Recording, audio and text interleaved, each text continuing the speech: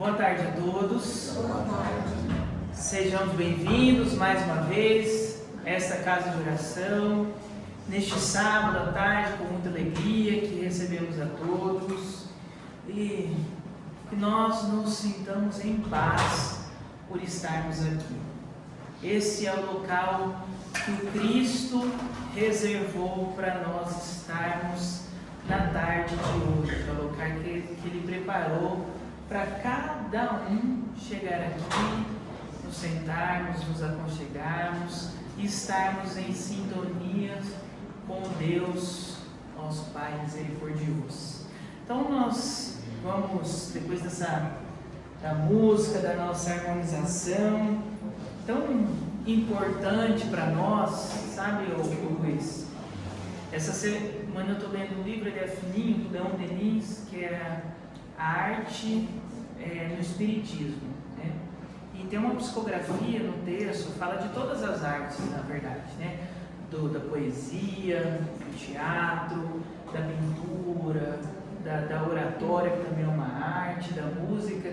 E no capítulo da música tem uma coisa que me chamou a atenção, porque o Espírito dizia o seguinte, que a música, ela tem dois papéis para nós, assim, vamos dizer, espíritas, a música edificante, né? O primeiro, ela eleva os fluidos do ambiente. Isso a gente já sabe, né? Que o Luiz, a Leve aqui cantar, a gente fica tudo babando, né? Querendo dormir, daquele jeito. E o segundo, que eu achei muito interessante, é que a música, ela facilita o trabalho dos espíritos, né? Então, a gente pode julgar que a música ela tem um papel essencial no tratamento, que se ela facilita o trabalho do espírito, quando está acontecendo aqui, a gente está concentrado na música, né? E depois a gente entra para o tratamento, né? É outro tratamento que acontece. Por isso que a gente pede, enquanto está fazendo a palestra, enquanto depois da palestra você está aguardando a chamada aqui, deixa o celular um pouco de lado, deixa o mundo lá fora um pouco de lado, fique em concentração, fique em oração. Quem está aqui mais tempo já se acostumou, né, com as músicas que estão sendo cantadas, faz coro no canto, porque isso vai auxiliar, sem dúvida alguma, o tratamento que está sendo feito. Então, todos nós fechamos os nossos olhos, nós possamos agradecer a Deus pelo dia de hoje, por estarmos em união. Esperamos que a nossa irmã Yasmin, que vai fazer a palestra, esteja também em sintonia com o Senhor, que os pensamentos do Senhor se confundam com os dela, para que nós possamos ter a continuidade deste trabalho maravilhoso que está acontecendo em nossa casa na tarde de hoje. Que assim seja. Assim seja. Então nós convidamos a nossa irmã Yasmin para falar conosco na tarde de hoje. Para quem não conhece, eu acho difícil, a Yasmin, ela é trabalhadora da nossa casa, tem concentrado bastante as atividades lá no Frei Eustáquio, mas também está aqui de 15 em 15 dias, ou até mais, que é a facilitadora do nosso estudo do EJE, de 15 em 15 dias, que acontece antes desse trabalho. Então fique à vontade, porque é de nossa casa. Boa tarde, gente. Boa tarde. Como foi a semana de vocês? Ótimo. Sério?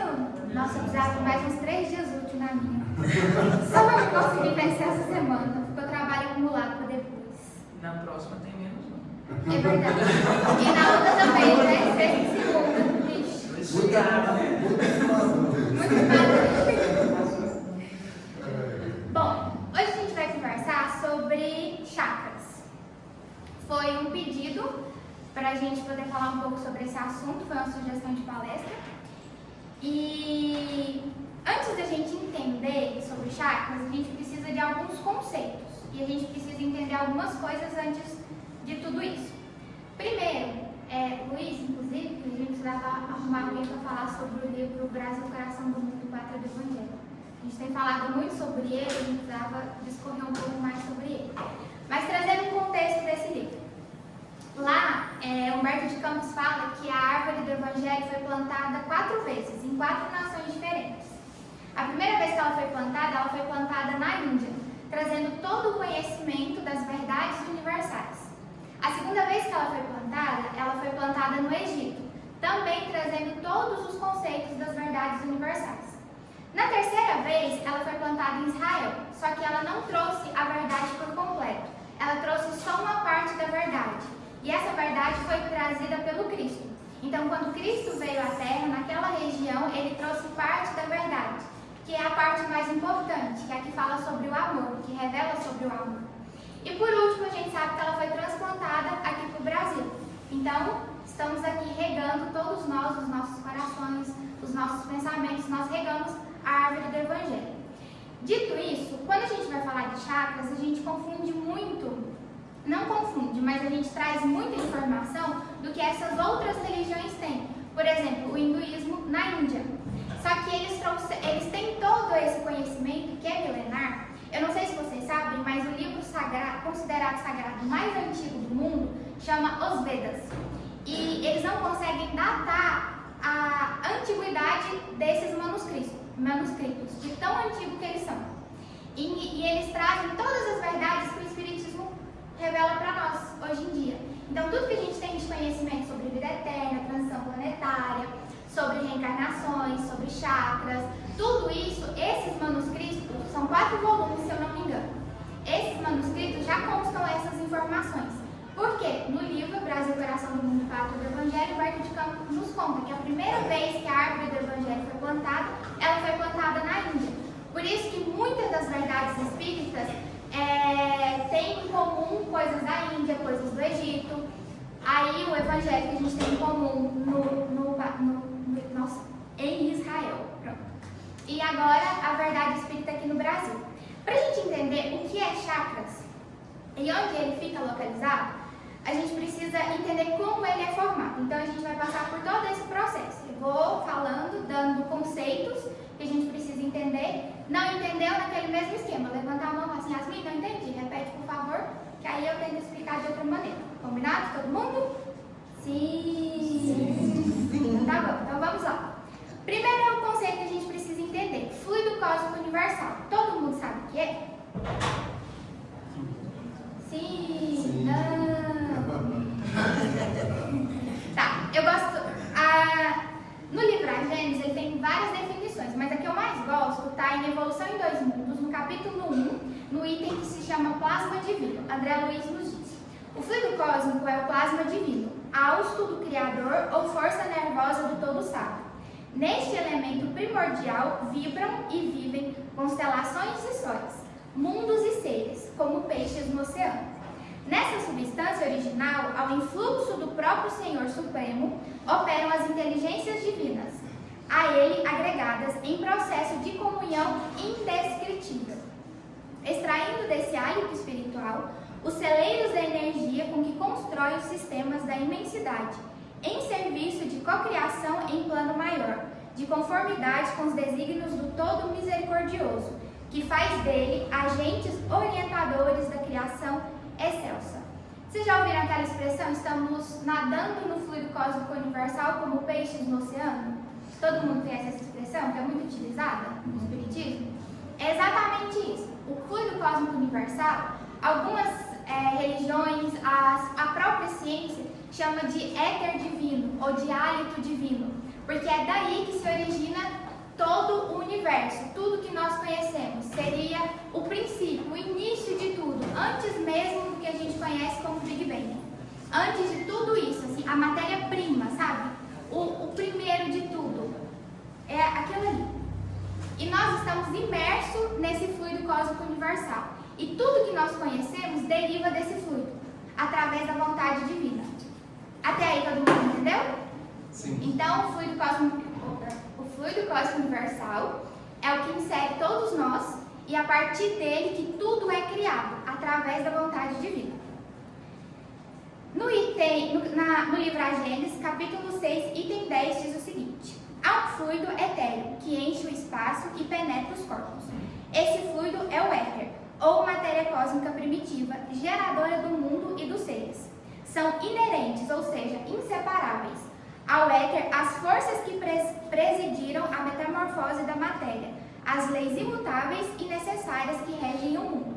Então, tudo que a gente conhece como lei natural, lei da natureza, lei divina, tudo isso está de acordo e é algo inseparável desse éter universal, que é o fluido cósmico universal. Porque através dele, a matéria-prima, para que todas as leis aconteçam, para que tudo aconteça, tudo se origina, certo?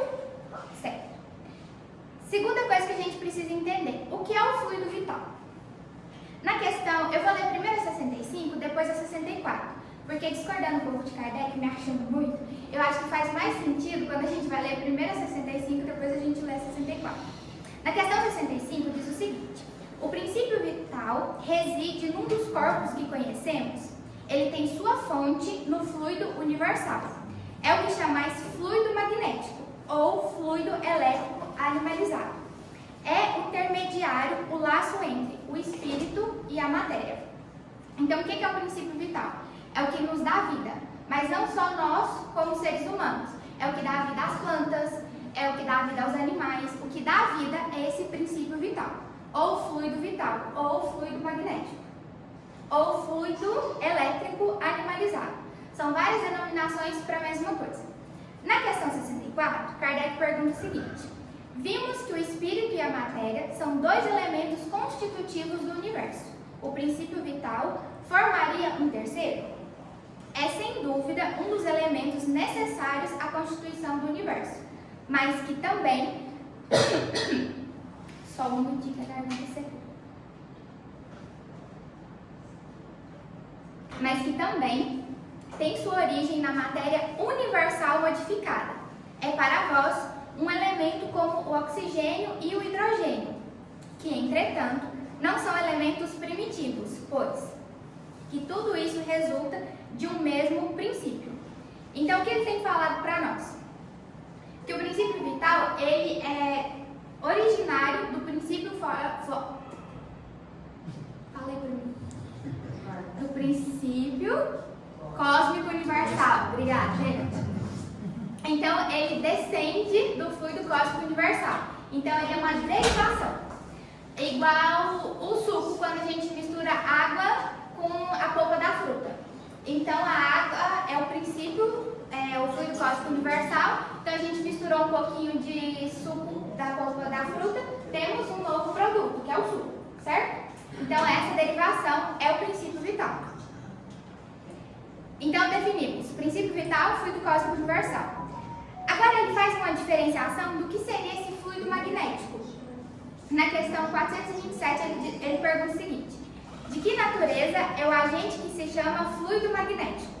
Fluido vital, eletricidade animalizada, que são modificações do fluido universal.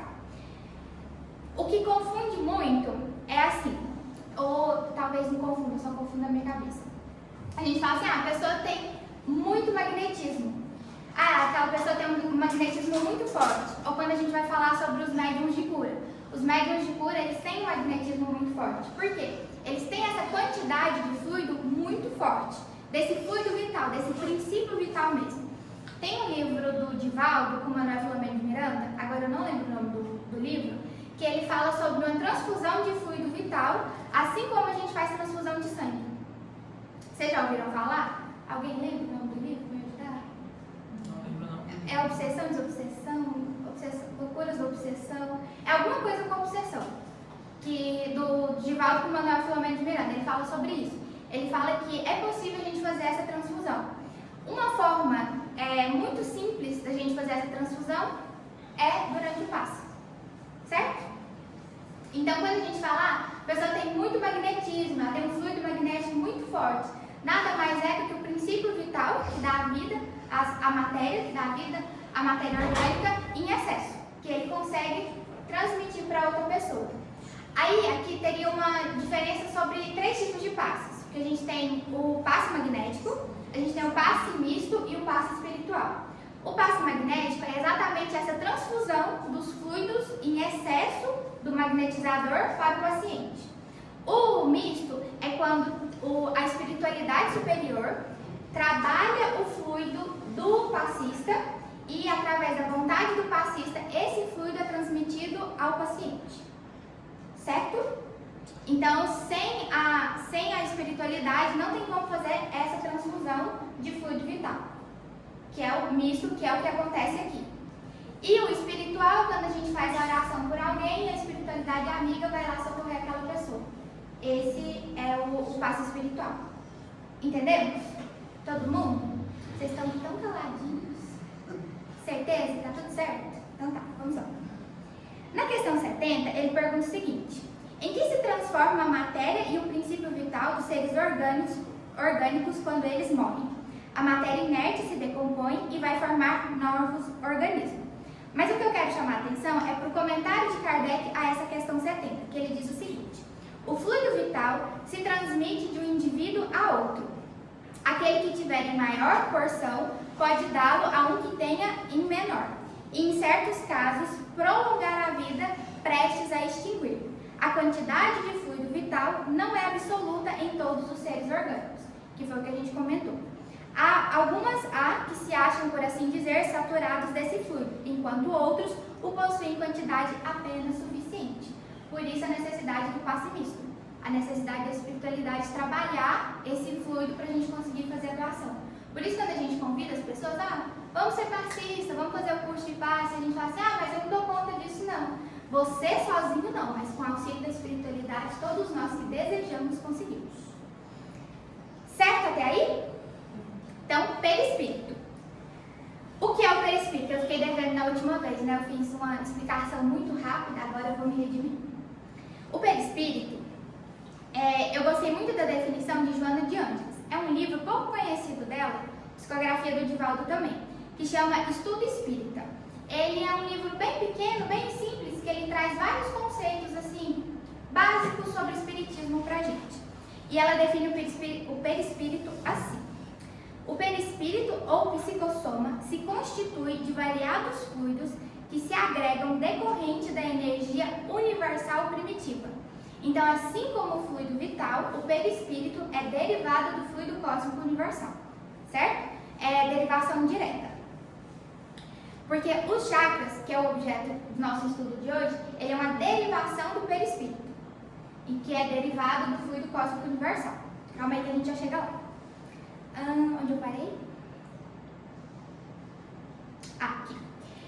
Decorrente de energia universal primitiva, de que se compõe cada órgão, gerando uma matéria hiperfísica, que se transforma em mediador plástico entre o espírito e o corpo físico.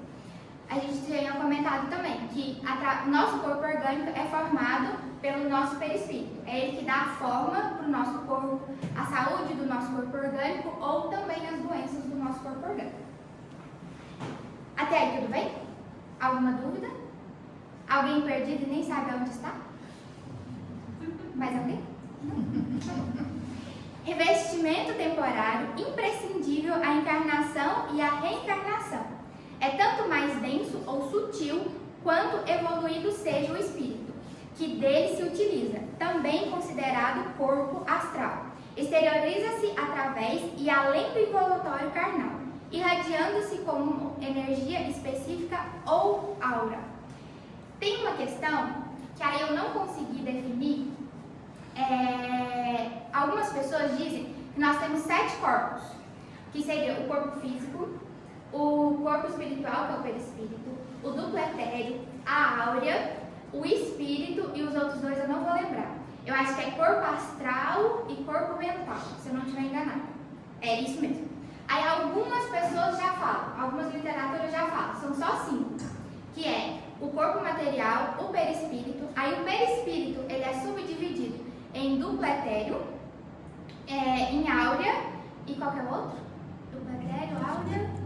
Não, o espírito seria a outra composição. Ele subdivide o perispírito. Esqueci, vou ficar lembrando pra vocês. Porque eu não trouxe como um fato mesmo, porque eu não achei concordância entre os autores. Então, assim, é mais interpretações de autores diferentes. Só quero mostrar para vocês que existe essa questão, mas dentro do kardecismo a gente considera o espírito, o perispírito e o corpo material. E o perispírito tendo 7 funções: expansibilidade, bicorporeidade, indivisibilidade, indutitibilidade, como se fosse igual da fiação elétrica que passa corrente, que a gente passa energia, né? A gente transfere energia de um para o outro. Então, como não é uma literatura assim, não foi Chico que psicografou, é mais uma interpretação do que está nos livros, eu trouxe só para vocês saberem que existe essas ramificações, mas não é algo chancelado pelo kardecismo, para dizer assim, certo? Mas então a gente só vai considerar esses três. Então, espírito, perispírito e matéria. Combinado? Aí, fora disso, existem alguns autores que falam, mas não é algo que a gente vai trazer para cá e trazer como verdade. Só como conhecimento a mais, um plano de conhecimento. Onde eu parei, meu Deus? Em Obras Póstumas, capítulo 1, intitulado Manifestação dos Espíritos, no item 10, diz o seguinte: o perispírito serve de intermediário entre o espírito e o corpo. É o órgão de transmissão de todas as sensações, em relação às que vêm do exterior. Pode-se dizer que o corpo recebe a impressão, o perispírito a transmite e o espírito, que é o ser sensível e inteligente, a recebe. Entendemos? Sim. Quer que repete? Tá, vou repetir. O perispírito serve de intermediário entre o espírito e o corpo. É o órgão de transmissão de todas as sensações. Em relação às que vêm do exterior, pode-se dizer que o corpo recebe a impressão, o perispírito a transmite e o espírito, que é o ser sensível e inteligente, a recebe. Então, quando alguém pega no seu braço, seu corpo sente, seu perispírito transmite essa informação para o seu espírito e ele registra essa informação. Sabe aquela pessoa que pega em você assim, que a energia dela é tão pesada que parece que você ficou sujo? Esse foi o caminho da informação. Pegou no seu corpo, seu perispírito transmitiu e seu espírito recebeu essa informação, daquele fluido pesado, denso. Isso também acontece quando o fluido é etéreo, igual na sala de passe, que você vai receber aquele passe calmo, tranquilo, maravilhoso, que te revigora. Seu corpo sente esse passe, essa transmissão de energia, seu perispírito assimila isso e transmite para o espírito. E o contrário também é verdadeiro. Quando o espírito pensa, decide alguma coisa, quer emitir uma informação, essa informação passa pelo seu perispírito e depois ela chega até seu corpo. Que é o que a gente fala muito sobre as doenças. Que dependendo do jeito que está a sua desordem orgânica, a sua desordem espiritual, isso é transmitido no seu corpo através de doença. Porque essa informação sai da sua mente, passa para o seu perispírito e ela chega até seu corpo. Sim? Todo mundo? Certinho? Podemos continuar? E no perispírito é que se encontra os chakras, que Kardec chama ele de poros perispiríticos. Vocês já ouviram essa definição? Não? Algumas pessoas falam que chakras, não gostam de falar sobre chakras porque Kardec não fala sobre isso. Só que no livro A Gênesis, ele fala sobre poros perispiríticos, que mais tarde André Luiz traz para a gente como centros vitais, centros de forças e faz associação aos chakras. Certo? Vou continuar com a definição de Joana de Anjos, que diz o seguinte: graças à sua complexidade, conserva intacta a individualidade através da esteira das reencarnações e se faz responsável pela transmissão ao espírito das sensações que o corpo experimenta, como ao corpo em forma das emoções procedentes das sedes do espírito, em perfeito entrosamento de energias entre os centros vitais ou de forças que controlam a aparelhagem fisiológica e psicológica e as reações somáticas que lhes exteriorizam os efeitos do intercâmbio. Tem um livro do André Luiz, eu acho que é Os Mensageiros, ou é Nosso Lar, eu não tenho certeza qual dos dois. Mas ele está na colônia espiritual e chega um espírito na porta da colônia pedindo abrigo, pedindo para entrar. E ele automaticamente vai até a porta e pede para que deixem ela entrar. E um dos mentores que está acompanhando a André vira para ele e fala que eles não vão deixar entrar. E ele pergunta por quê, se ela parece tão arrependida. Aí ele pede para ele se concentrar melhor nela. E quando ele se concentra melhor no perispírito dela, ele vê vários buracos negros no perispírito, que são... Ela era médica e ela fez vários abortos. E todos os abortos que ela fez ficou gravado no perispírito dela, que eram esses buracos negros que ele viu depois. Aí, quando eles negaram a assistência a ela, ela se demonstrou a verdadeira face dela, que ela não tinha se arrependido, que ela só queria um abrigo. E isso é muito importante para a gente entender que, eu não sei se todo mundo estava aqui quando eu falei sobre pensamento e vida? Sim? Não. Naquela palestra eu falei sobre a importância do pensamento e como ele plasma o perispírito, como ele traz as informações que contém o nosso perispírito. E esse é um exemplo. Tudo que a gente pensa, tudo que a gente faz, fica marcado não só no nosso corpo de carne, mas principalmente no nosso corpo espiritual, que é o perispírito. E ao desencarnar, a gente leva todas essas informações, às vezes visíveis, como foi o caso dessa senhora, que estava visível no perispírito dela, todos os abortos que ela tinha cometido, às vezes não tão visíveis, mas as sensações, as vontades, tudo que a gente deseja, tudo que a gente quer, tudo isso fica impregnado como informação no nosso perispírito.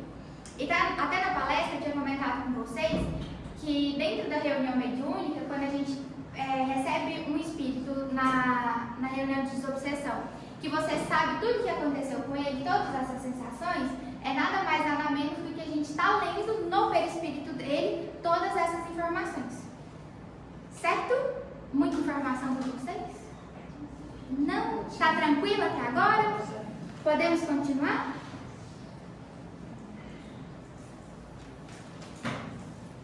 Então definimos todos os conceitos.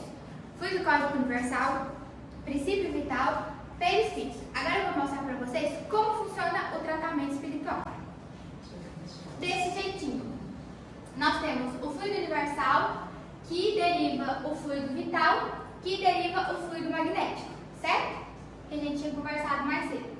Algumas pessoas são saturadas desses fluidos, que são os médiuns curadores ou os passistas, que a espiritualidade trabalha esses fluidos nele.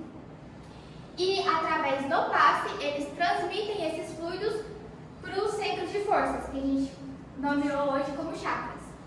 Que o chakras é originário do perispírito, que é originário do fluido cósmico universal. Entendemos o ciclo da vida?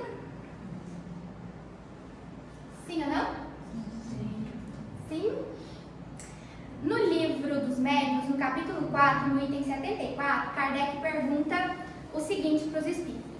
Se compreendemos bem o que dissestes, o princípio vital reside no fluido universal. O espírito tira desse fluido o envoltório semimaterial, que é o perispírito, que constitui o seu perispírito, e é ainda por meio deste fluido que ele atua sobre a matéria inerte. É assim? Resposta: é. Quer dizer, ele empresta à matéria uma espécie de vida fictícia. A matéria se anima da vida animal, a mesa, aí ele dá o exemplo das mesas girantes, que aí ele está contando por que as mesas mexiam.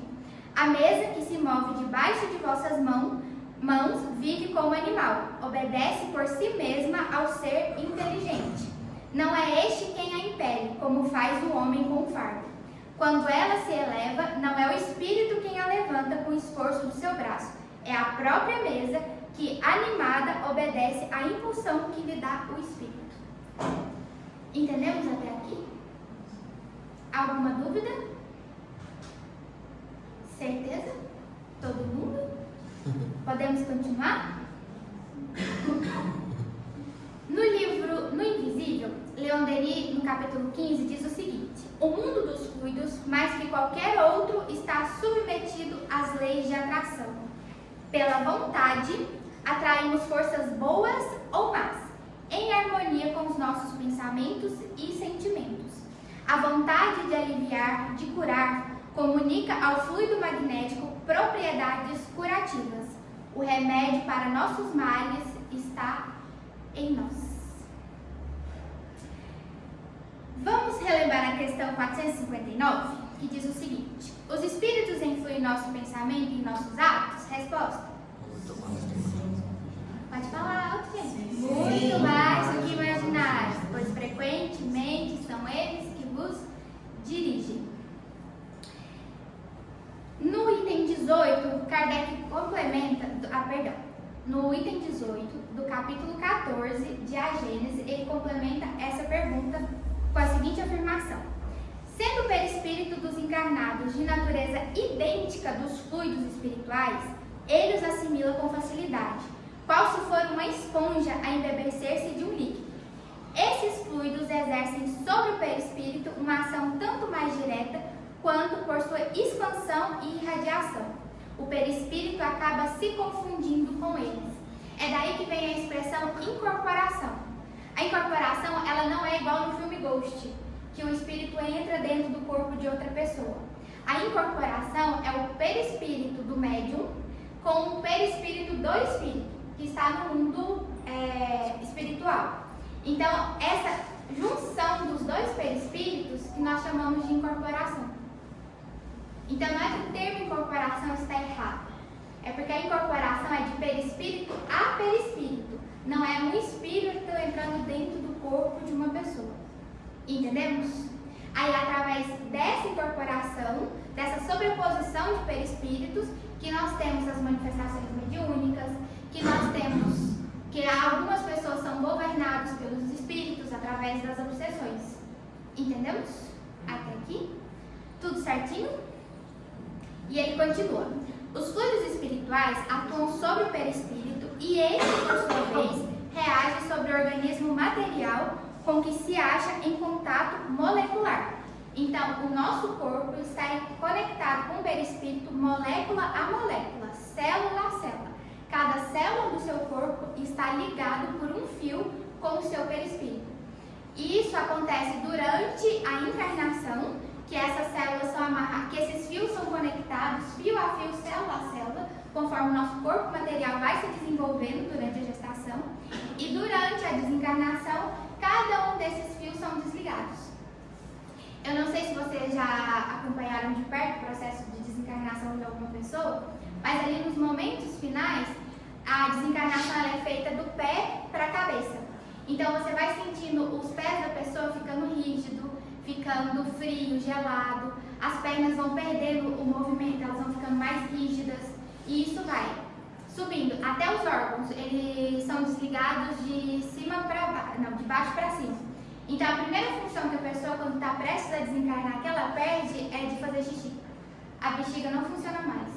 Se você já cuidou de alguém que estava acamado e você tinha frequência de trocar a fralda, quando você começa a pegar assim as fraldas com indício de menos xixi, cada vez menos, as trocas ficam cada vez mais espaçadas, é um indício de desligamento do corpo. Eu acompanhei o processo de desencarne de alguns familiares e eu pude perceber tanto os espíritos trabalhando nesse desligamento, mas o corpo, como o corpo ia reagindo. A primeira coisa é a bexiga, ela para de funcionar. A pessoa consegue ficar até 24 horas sem fazer nenhum tipo de urina, porque aí está sendo todo o processo de desligamento. E por último, o cordão de prata, que é da cabeça. Certo? Eu perdi. Os fluidos espirituais, já falei isso. Os meios onde predominam os espíritos maus são, pois, impregnados de fluidos deletérios, que o encarnado absorve pelos poros perispiríticos, como absorve pelos poros do corpo os miasmas pestilenciais. É nessa parte, nesse capítulo, nesse item do livro A Gênesis, que ele fala sobre os chakras. Só que nesse caso ele chama de poros perispiríticos. Então quando a pessoa fala assim, Kardec não fala sobre chakras, ele fala assim. Todo esse capítulo da Gênesis, ele está falando sobre como é a interação do espírito com o mundo, a formação do mundo, e ele não traz uma vasta literatura igual a André Luiz traz, mas ele traz sim uma noção do que seria isso.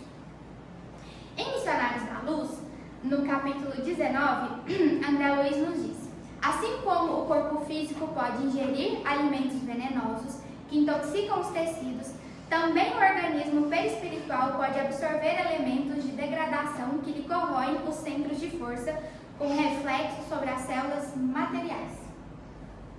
Então, qual é a importância dos chakras para a gente? É através dele que o nosso corpo absorve fluidos. Aí, quais fluidos ele vai absorver? Bons fluidos ou maus fluidos? Isso depende de nós.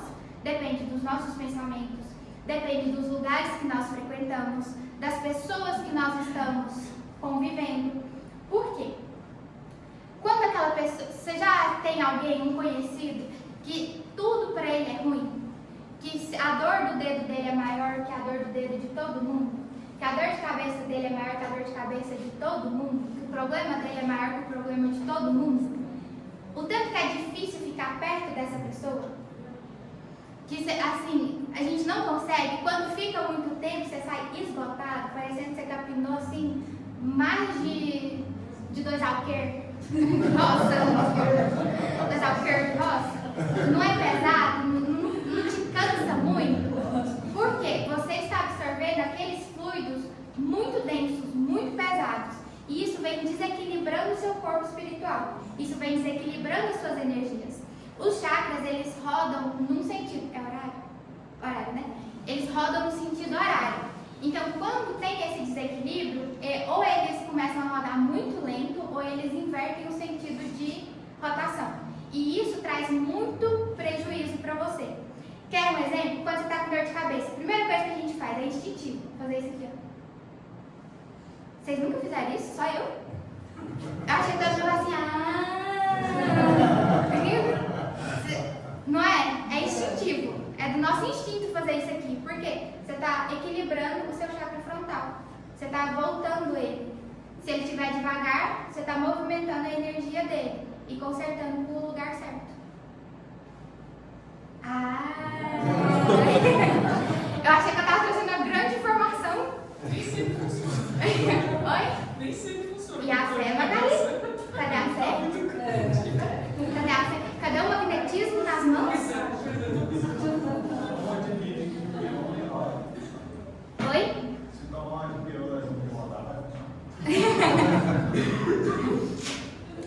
Tem um livro do Jacob Melo. Ele é um grande passista nordestino. Lá no Nordeste ele é muito conhecido. Pra cá que ele não é tão conhecido assim. Mas ele tem um livro que chama Cure-se e Cure pelo Passe. É muito difícil achar esse livro hoje em dia. Eu não sei se eles pararam de fabricar ele. Usado tem bastante. Mas na internet a gente consegue o PDF. Que ele fala o seguinte: os centros vitais podem ser considerados como terminais ou poros perispiríticos, através dos quais o corpo respira os fluidos do mundo espiritual e por eles leva àqueles campos sutis as energias e informações do campo vital. Tem um livro, ele é um azul, que chama Perispírito. Ele é um livro bem grosso, ele tem umas 500 e poucas páginas. O autor dele eu só sei o sobrenome, Zimmermann. Você sabe o nome dele? É com Z também o nome dele, mas o sobrenome é Zimmermann. Ele fala sobre os chakras, que eles têm terminações nervosas. Ele sai como se fosse as veias do nosso corpo, que ela vai para todos os cantos. Assim os chakras também têm canais fluídicos. E cada um desses canais, eles acompanham as terminações nervosas do nosso corpo. E é onde a acupuntura age, porque ela vai fazer pressão em pequenos pontos dos terminais nervosos do corpo material. E em paralelo a isso, ter as terminações nervosas dos chakras. Entendeu? Ou ficou confuso o que eu falei? Deu para entender? Deu? Aí, por isso que é muito efetiva a acupuntura, para tratar alguns problemas e até algumas doenças. Acho que é Isaac, não é? Ou não? Eu me lembro de ver algo nesse sentido. Isaac Zimmermann. Eu acho que é. Aí ele até cita um livro que fala sobre, acho que chama a Bíblia da Acupuntura, que ela vai fazer essa correlação das terminações nervosas do corpo com esses canais fluídicos de cada um dos chakras, por isso que é eficiente. No livro Entre a Terra e o Céu, o Espírito Clarencio nos diz, isso aí está no capítulo 20, o nosso corpo de matéria rarefeita está intimamente regido por 7 centros de força, que se conjugam nas ramificações dos plexos que, vibrando em sintonias uns com os outros, ao influxo do poder diretriz da mente, lembrem disso, estabelecem para nosso uso um veículo de células elétricas que podemos definir como sendo um campo eletromagnético, no qual o pensamento vibra em circuito fechado. Toda vez que alguém chegava para Jesus pedindo a cura, o que ele perguntava para a pessoa?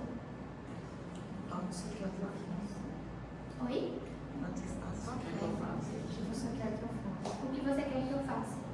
E depois que ele fazia o milagre, o que ele falava? A tua fé te curou. Porque a mente, ela é muito importante.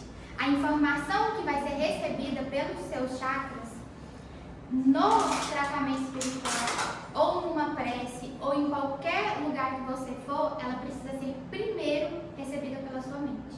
Por isso que a gente fala para esvaziar a mente, entrar em sintonia com seu mentor espiritual, deixar de lado as preocupações da terra, curtir a música para depois entrar na sala de tratamento, porque isso é muito importante. Existem pessoas, alguns médiuns fantásticos que a gente conhece. Jesus foi o maior magnetizador que já pisou na terra. Ele tinha o poder de curar as pessoas com o olhar, o poder de chegar perto da pessoa e transmitir essa cura. Mas são casos isolados. Para o geral, a gente precisa de um trabalho em conjunto do paciente e do médico. Não dá para a gente deixar só para um lado ou só para o outro. A gente escuta muito, principalmente eu que fico lá na frente, escuto muito assim, o pessoal conversando, e às vezes eu capto uma informação ou outra. Às vezes eles ficam muito impressionados com o médium A, com o médium B, mas mais pelo médium do que pelo que ele está recebendo ali. E ele cria a sensação de que ele só vai ser curado, ele só vai ser melhorado se ele for naquele médium.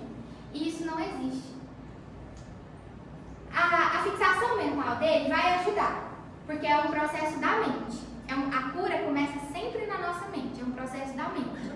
Mas você não precisa ficar limitado a um lugar. A única coisa que eu peço é que vocês tomem cuidado quando forem tomar passe. Porque alguns lugares fazem esse movimento horário nos chakras. E se a pessoa fizer um movimento contrário, ela desequilibra vocês. Então só tomem cuidado com isso. É o único alerta que se tem em relação a tomar passe, principalmente concentrado nos pontos dos chakras. É só tomar cuidado se a pessoa realmente sabe o que ela está fazendo, porque se ela não souber, ela desequilibra vocês. E para cada um dos chakras tem uma relação com o corpo, com a vivência que vocês vão ter. E a gente consegue perceber o desequilíbrio, tá? Então, só tomar esse cuidado. Tem alguns centros que eles preferem só fazer a imposição de mãos e sempre faz no topo da cabeça. Eu já explico o porquê disso. Mas tome muito cuidado com isso, tá? Só isso. Se for fazer manipulação de energia, que façam com quem realmente entende do assunto. Porque a chance de dar errado é muito grande, tá? Para ficar o alerta pra gente. E vocês sabem como funciona a expansão do perispírito, a imagem que é a nossa áurea e os chakras distribuídos no corpo? Não? Tadã! Isso aqui é um desenho mediúnico e depois com as inteligências artificiais da vida foi transformando em 3D. Mas o que muita gente fala que a áurea em volta do corpo da pessoa é essa expansão do perispírito. Porque o perispírito ele não é limitado ao nosso corpo, ele consegue ser expandido. Exemplos. Chico, as pessoas falam que a 10 metros do Chico já sentiam uma emoção muito forte, já começavam a chorar, por conta dessa expansão do perispírito dele, da energia dele. Então essa expansão do perispírito, muitas pessoas chamam de áurea, mas é só o perispírito expandido. De Jesus chegava a quilômetros de distância, por isso ele conseguia tocar multidões. Então tá aqui, aí aqui são todos os chakras e a gente vai passar por cada um deles.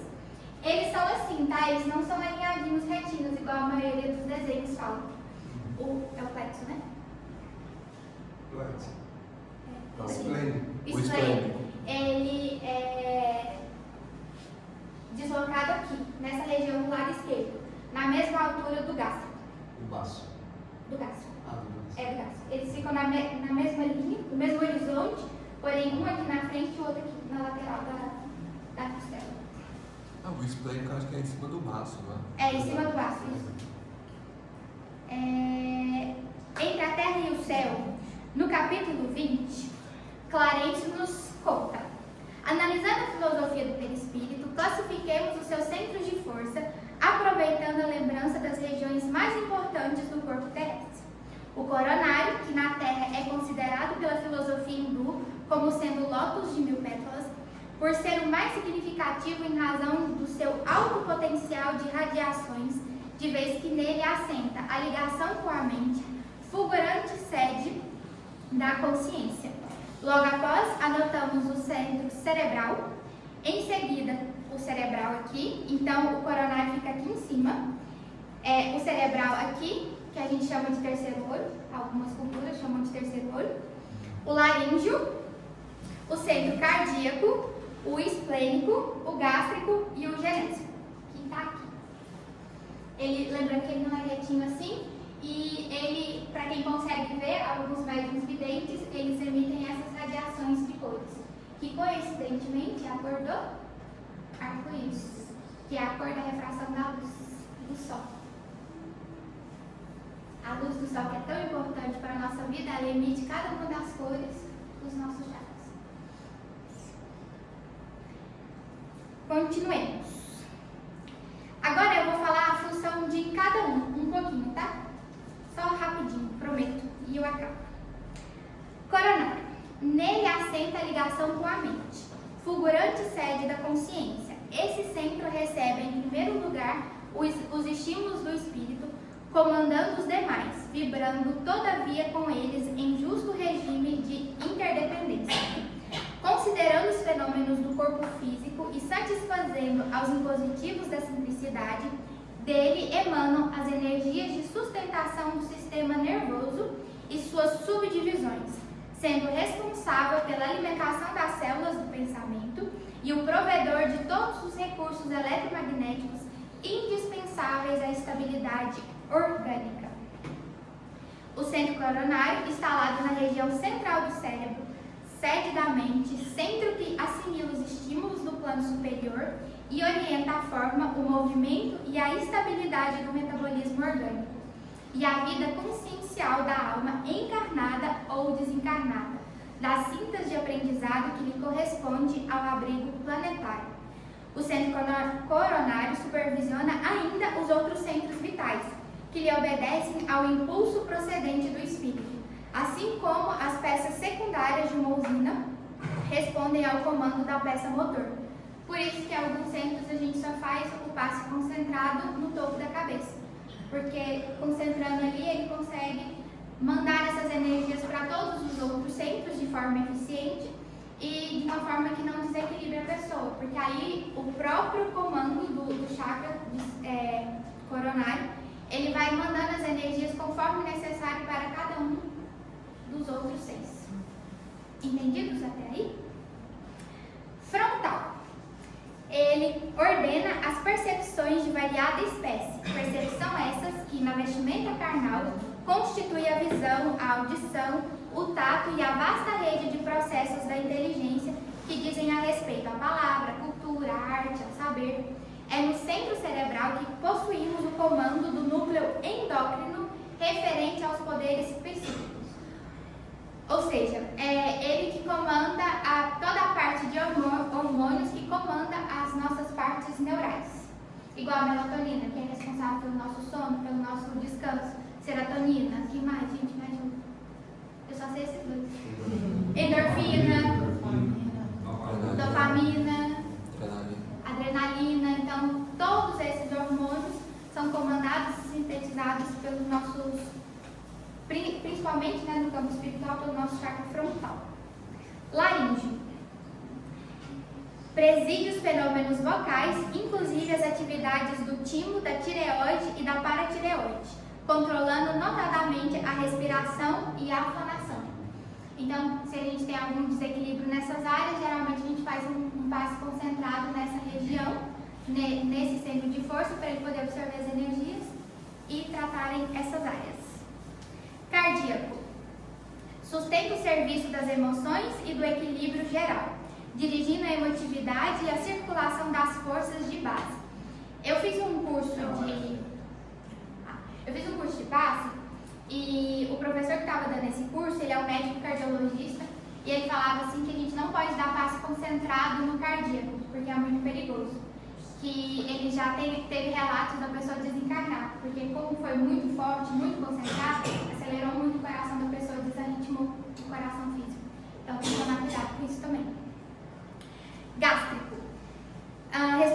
Responsável pela penetração de alimentos e fluidos em nossa organização, pela digestão e absorção dos alimentos densos ou menos densos, que de qualquer modo, representam concentração de fluídicos penetrando-nos a organização.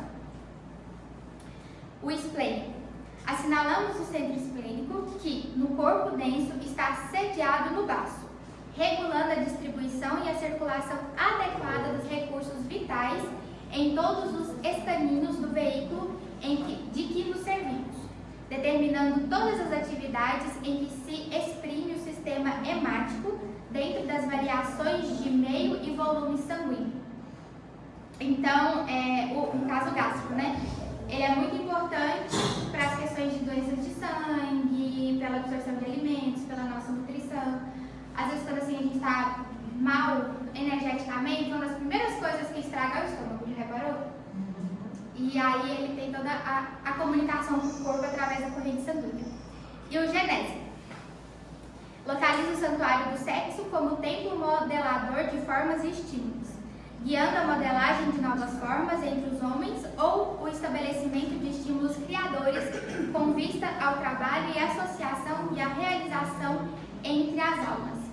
Eu trouxe só um apanhado geral do que é cada um deles, porque se a gente for aprofundar, isso aí dá um curso de paz, que é algo que a gente fez recentemente. Se o Luiz quiser fazer uma edição 2 aqui, aí vocês cobram dele, para poder aprender a dar passe. Isso é muito importante. Então, quando a gente vai receber o paciente na maca, que a gente faz aquela primeira leitura inicial dele, a gente entende aonde está o desequilíbrio. Algumas pessoas lá no Freostáquio viram para mim e falam assim: a gente tem uma paciente lá que ela é cega, a Terezinha, não sei se vocês sabem. E ele fala assim: nossa, mas eu tava com dor de cabeça, ela foi direto pra minha cabeça. Nossa, eu tava com dor no estômago, ela foi direto no meu estômago. Como é que ela sabe? Eles ficam muito impressionados com isso, mas dá pra sentir, né, pelo desequilíbrio, a falta de calor, o desequilíbrio energético, o médico consegue sentir. Então aí isso é todo o trabalho, um estudo pra gente sentir cada um dos centros e percebendo cada um dos centros para poder fazer um passo mais efetivo. De maneira geral é isso que eu queria trazer para vocês, esse conhecimento, a importância da gente sempre manter as nossas vibrações altas, tomar muito cuidado com os lugares que a gente vai, os lugares que a gente frequenta, porque os nossos chakras absorvem sim as energias do fluido ambiente, né, fluido do ambiente. Então tomar muito cuidado com isso, sentir um desequilíbrio, coloca a mão assim onde você está sentindo, faz uma prece, faz uma oração para o seu mentor espiritual, que com certeza ele vai dar uma equilibrada ali no local para você conseguir seguir a vida. Muito cuidado com quem vocês deixam dar passo no chakra de vocês, isso é muito perigoso. Isso tem relação assim direta com o funcionamento orgânico, igual a gente viu. E é isso, gente. Obrigada por me ouvirem. Desculpa se eu ofendi alguém. Desculpa se foi muito chato, porque hoje foi muito técnico, mas foi um pedido que me fizeram. Se vocês tiverem mais algum pedido, por favor, fale pra gente, tá bom? Obrigada.